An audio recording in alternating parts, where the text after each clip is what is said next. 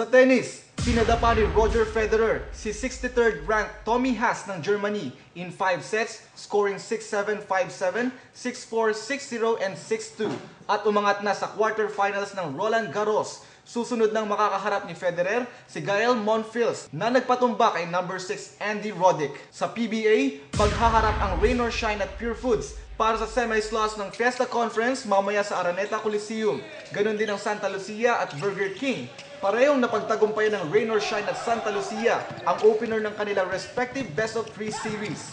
Sa golf, pumayag na si President Barack Obama na maging chairman sa gaganaping President's Cup sa October 8 to 11 sa Harding Park, San Francisco. Ito na ang ika-6 na pagkakataong maging active ang Pangulo ng State sa biennial golf competition.